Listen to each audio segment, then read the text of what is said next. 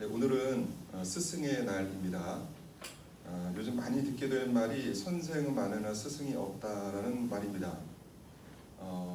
이 말에는 선생과 스승의 의미가 다르다는 의미가 내포되어 있죠.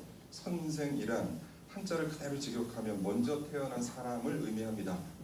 먼저 태어났고 먼저 경험했기에 어떤 상황과 어떤 문제가 발생했을 때 그것을 대처할 수 있는 지혜가 있다는 뜻이죠. 선생은 굉장히 중요하고 귀한 의미인데, 요즘에 우리 시대의 선생이라고 하면은 지식을 전달하는 사람을 낮게 부르는 의미로 사용합니다.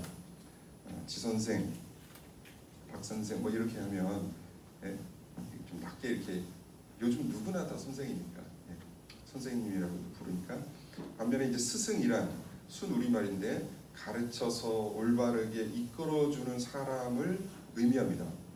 그러니까 선생은 많은데 스승이 없다, 이런 말은 머리 지식을 전달하는 사람, 머리 지식에 몰두하는 사람은 많은데 뜨거운 가슴, 삶으로 전하는 그 가르침을 주시는 분이 매우 찾기가 힘들다라는 의미입니다. 그래서 바울은 고린도전서 4장에서 비슷한 말을 합니다. 4장 15절 말씀, 그리스도 안에서 일만 스승이 있되 아버지는 많지 아니하니. 이 말이 여기서의 그 바울이 스승이라고 하는 것은 우리가 그냥 방금 전에 얘기한 선생의 의미입니다.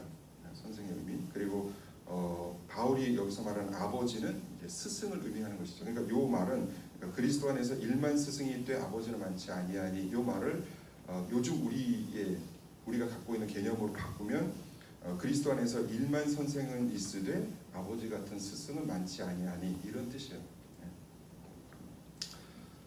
오늘날의 시대는 직업적으로 무엇을 가르치는 사람은 참 많지만 마음을 다해서, 정성을 다해서, 삶을 다해서 정말 아버지의 심정으로 참 스승이 되어서 제자를 키우는 사람은 참 만나기가 어려운 시대가 되었습니다. 여러분은 이러한 그 참 좋은 스승님을 만난 적이 있으십니까? 없으신가요? 만약에 없다면 이렇게 좋은 스승님을 만나지 못했다는 것도 사실은 불행인데, 또 하나의 문제는 내가 그런 스승이 되지 못할 가능성이 높습니다. 왜냐하면 내가 보고 배운 것이 없기 때문에, 롤모델이 없기 때문에. 내가 좋은 스승님을 만나지 못했다는 것은 그 자체로도 불행한 일이지만 내가 또한 좋은 스승이 되지 못할 가능성이 높다는 것이기 때문에 더 큰 문제가 있는 것이죠. 그래서 흔히들 아버지 없는 사람들은 좋은 아버지가 되는 것이 굉장히 힘들다고 얘기합니다. 왜냐하면 아버지의 롤모델이 없기 때문에. 어머니도 마찬가지고.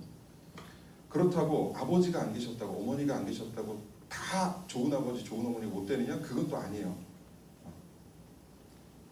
좋은 스승이 없었다고 내가 좋은 스승이 절대 될 수 없는 것은 아닙니다. 정신을 바짝 차리면 나에게는 그런 컴플렉스가 있을지 모르지만 그것을 극복해낼 수가 있습니다.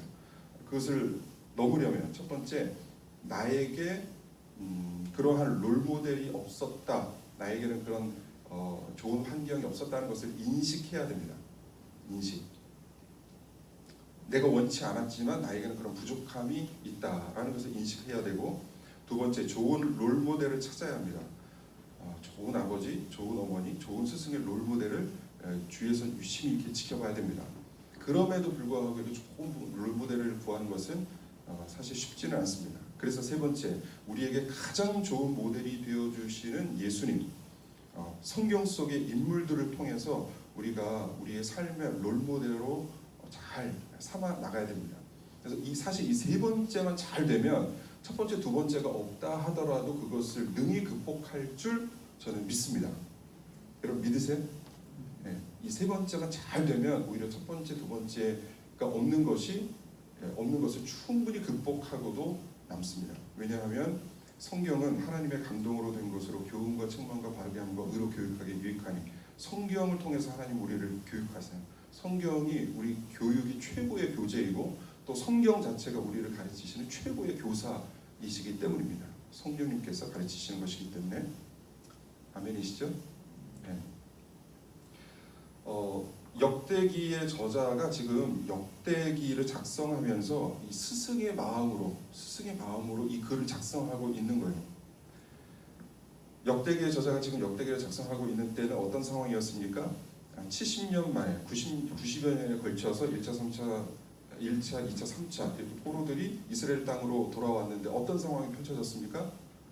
성전 무너져 있고 성벽 다 헐려져 있고 먹고 살 터전도 없는 그런 어려운 생활고가 그들을 기다리고 있었습니다. 팍팍한 삶, 살아남기조차 힘겨운 싸움을 계속해야만 하는 그런 상황이었습니다. 그런 상황 속에서 유다 공동체는 하나님과 맺은 언약, 우리가 하나님께 선택받은 백성 만남, 이 믿음 자체가 송두리째 막 흔들리는 그런 시기였어요. 그래서 역대기 저자는 이러한 유다 공동체를 다시 일으키기 위해서 역대기를 작성하고 있고 이것을 읽히고 있는 것입니다. 스승의 마음으로, 아버지의 마음으로 가르치고 있는 것이죠.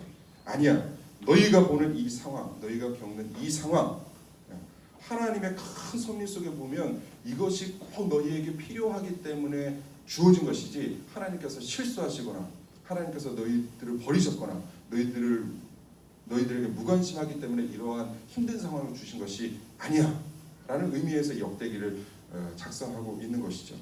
하나님과의 언약의 관계는 파기된 것이 아니라 지금도 이어지고 있기 때문에 너희는 절대 무너지지 마. 다윗 왕 때 역사하셨던 그 하나님이 지금도 살아계시고 다윗 왕 때 축복해 주셨던 그 하나님이 지금도 너희를 축복해 주시는 하나님이야. 그러니까 다윗 왕 때 다윗 왕이 어떻게 살았는지를 우리가 한번 살펴보자 라는 의미에서 지금 이 역대기를 기록하고 있는 것이죠. 역대상 16장 말씀을 딱 펴면 여호와의 궤라는 말이 2번 나옵니다. 4절과 37절에 나옵니다. 4절과 37절 한번 읽어볼까요? 4절 먼저 읽겠습니다. 역대상 16장 4절 시작. 또 레위 사람을 세워 여호와의 궤 앞에서 섬기며 이스라엘 하나님 여호와를 칭송하고 감사하며 찬양하게 하였으니. 역대상 16장 37절 말씀 시작. 다윗이 아삽과 그의 형제를 여호와의 언약궤 앞에 있게 하며 항상 그 궤 앞에서 섬기게 하되 날마다 그 일대로 하게 하였고. 이렇게 4절과 37절에는 여호와의 궤가 나옵니다. 다윗은 여호와의 궤를 굉장히 중요하게 생각을 했습니다.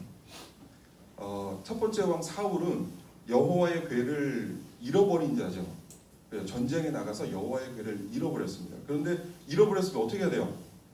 찾아야 되잖아요. 거기에 최선을 다해야 되는데 사울이 어떻게 해요? 사울은 여호와의 궤에는 관심이 없었어요. 오로지 뭐에 관심이 있었어요? 다윗을 죽이는 데 관심이 있었어요.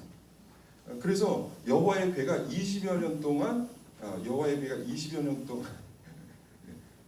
감사합니다. 여호와의 궤가 20여 년 동안 이렇게 방치가 되어 있는 상태였어요. 다윗은 여호와의 궤를 찾아올 생각을 안 하고 다윗에게 몰두하다가 결국은 비극적인 종말을 맞게 되죠. 근데 다윗이 왕이 돼서 첫 번째 한 일이 뭐예요? 다윗이 왕위에 딱 등극을 해서 첫 번째로 관심을 갖고 한 것이 잃었던 여호와의 궤를 찾아오는 일이었어요. 그것이 우리 역대상 13장 그쪽에서 다시 한번 봤었죠. 다윗이 이렇게 언약궤를 다윗성으로 모셔오려고 한 이야기, 다윗이 여호와를 모시는 일을 다른 일보다 가장 우선적으로 최선을 다했음을 역대기 저자가 보여주면서 오늘 16장 말씀을 통해서 다윗이 언약궤를 가져놓은 후 찬양대를 조직한 말씀이 1절부터 7절에 나옵니다. 그리고 16장 마지막 부분 37절에서 43절까지는 다윗이 하나님께 올리는 제사 제도를 만들고 찬양대를 조직한 이야기가 나옵니다. 그러니까 역대기 16장을 보면 처음에 찬양대를 조직한 이야기가 나와요. 그리고 마지막에 또 뭐가 나와요? 찬양대를 조직한 이야기가 나와요. 그 사이에 8절부터 36절까지 시편들 세 편의 시편을 소개하고 있는 거예요. 그러니까 찬양대를 소개하고 마지막에 찬양대를 소개하고 그 사이에 시편들을 나열하면서 결국 뭘 얘기하고 싶은 거예요? 역대기 저자는 뭘 얘기하고 싶은 거죠? 하나님께서 큰 영광을 주셨던 다윗 왕은 여호와의 궤, 그 찬양대가 여호와의 궤 앞에서 찬양을 했거든요. 여호와의 궤를 소중하게 생각했던 사람이 다윗 왕이고, 다윗 왕은 여호와를 찬양하는데 최고의 공을 들였던 사람이 다윗 왕이라는 거예요. 이해하시겠어요? 여호와의 궤를 소중하게 여기고 여호와를 모시는 일에 최선을 다하고 여호와를 찬양하는데 최고의 공을 들였던 사람이 다윗. 다윗이 왜 축복을 받았느냐? 축복의 비결을 유다 공동체에게 지금 설명하고 있는 것입니다. 하나님께서는 우리 인간을 창조하신 이유가 바로 찬양을 받기 위해서이시고 우리 인간의 삶의 목적은 하나님을 찬양하는 데 있습니다. 다윗 왕은 그것을 잘 알았고 그 일에 최선을 다했기 때문에 하나님께서는 하늘 문을 여시고 전무후무한 축복을 다윗 왕에게 쏟아 부으셨던 거예요. 역대기전에 이어서 그러하기에 유다 공동체 여러분, 우리도 하나님을 찬양하는데 열과 성을 다해야 합니다. 이렇게 가르치면서 그렇다면 우리는 하나님을 찬양할 때 하나님께서 기뻐하시는 찬양은 과연 어떤 찬양인지에 대해서도 역대기 저자가 가르치고 있는 것이죠. 4절 말씀 보겠습니다. 4절 16장 4절 오늘 16장 전체적으로 한번 살펴볼 텐데 16장 4절 한번 보겠습니다. 다 같이 읽을게요. 시작. 또 레위 사람을 세워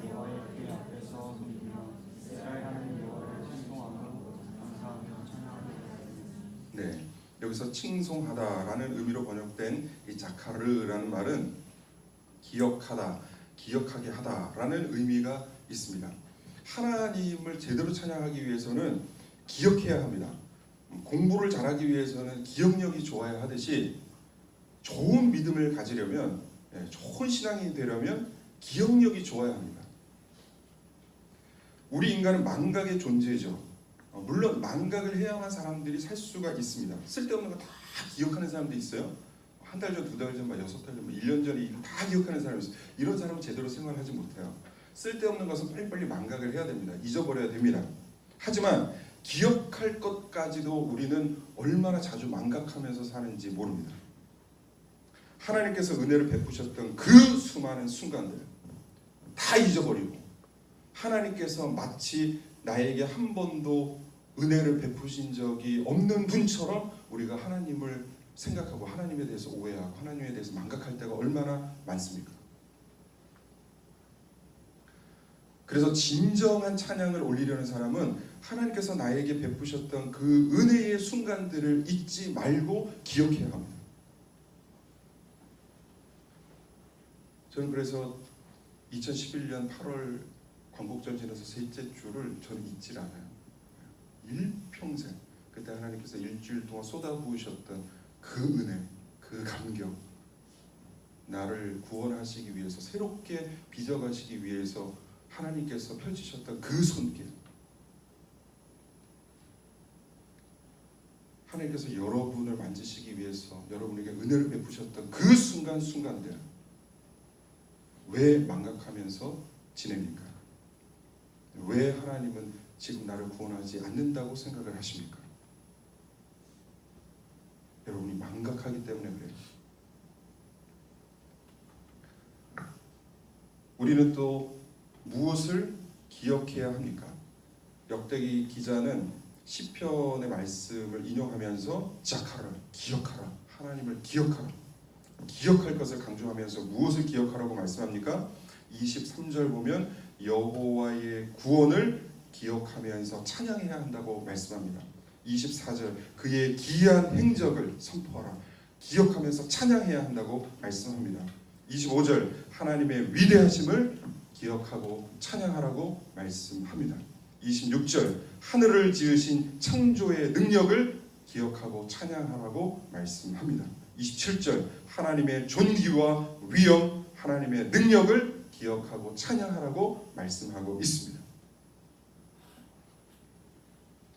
이런 위대하신 하나님, 그가 행하신 모든 기이한 행적과 또 이적을 기억해야 합니다. 역대상 16장 12절 13절 그의 종 이스라엘의 후손 곧 택하신 야곱의 자손 너희는 그의 행하신 기사와 그의 이적과 그의 입의 법도를 기억할지어다. 잊어서는 안 됩니다. 누가 하나님을 기억하고 찬양해야 됩니까? 8절부터 22절까지는 이스라엘 백성들이여 하나님을 찬양하라 기억하라 라고 말씀하는데 23절부터는 온 땅이여 여호와를 찬양하라고 말씀합니다.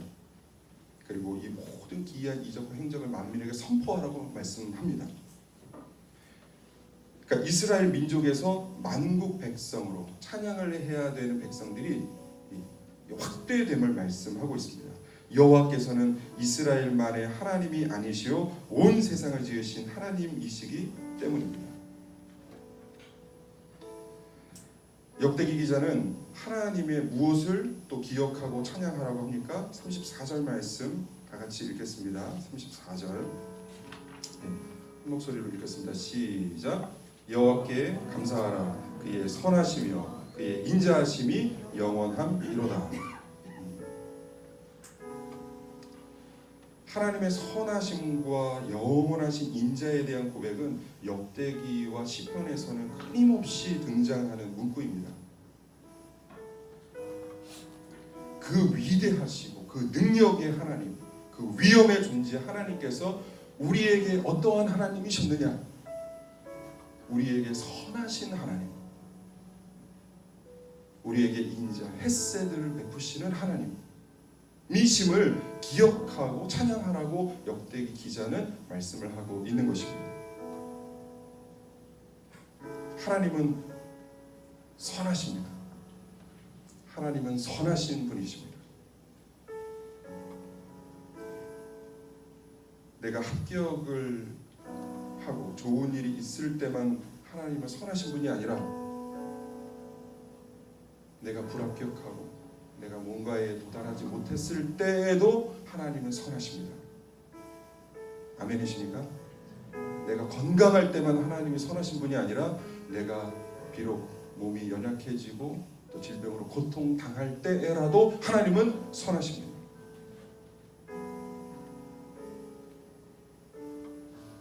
내가 기도를 해서 기도 응답을 받을 때만 하나님이 선하신 분이 아니라 기도 응답에 무응답하시더라도 하나님은 선하신 분이십니다. 이것만 잘 기억하면 일평생 신앙이 뒤틀리는 일은 없어요. 대부분 다 뒤틀리는 일은 신앙이 뒤틀리고 하나님을 배반하고 하나님을 떠나는 것은 내가 이렇게 했는데 하나님 왜 나에게 이렇게 대하시지? 여기에서 비롯된 결과예요. 내가 왜 최고가 되어야 되고 내가 왜 항상 다 잘 돼야 됩니까? 모든 일이 왜 나의 일이 다 형통해야 됩니까? 그게 누구를 위해서요? 하나님을 위해서요? 아니면 나를 위해서요?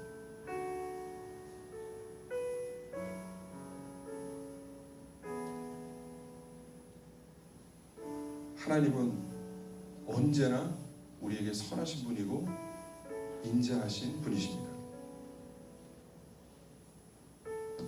역대기 저자는 지금 아버지의 마음으로 진정한 스승님의 마음으로 낙심해 있고 쓰러져 있는 유다 공동체를 일으켜 세우기 위한 작업을 계속해서 하고 있습니다. 하나님을 기억하라. 자카. 하나님을 기억하라. 그는 능력의 하나님이시요 창조의 하나님이시다. 그분이 우리의 아버지이시고 항상 우리에게 선하시고 인자하심을 베푸시는 우리의 아버지, 우리의 하나님이시다.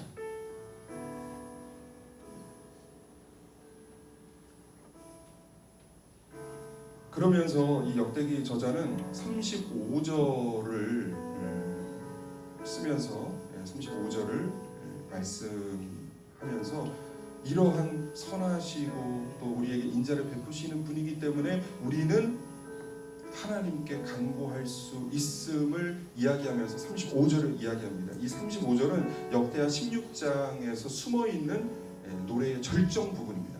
35절 다 같이 한번 읽어볼게요. 35절 다 같이 시작.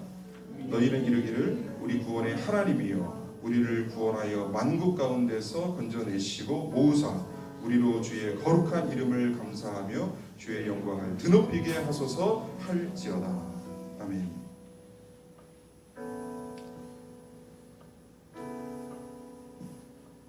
역대기 저자는 시를 통해서 하나님을 기억하고 찬송하고 예배하고 감사하는 하나님의 백성을 하나님 이 열국의 손에서 우리 민족을 우리를 구원하여 주시옵소서.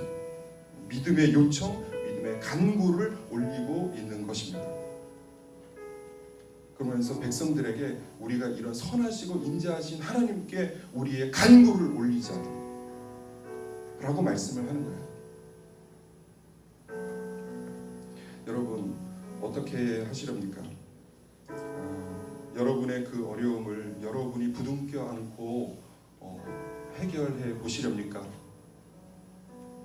아니면 성경의 말씀대로 능력의 하나님을 기억하고 선하고 인자하신 하나님을 기억하고 그분께 구원해 달라고 요청하며 간구하시겠습니까?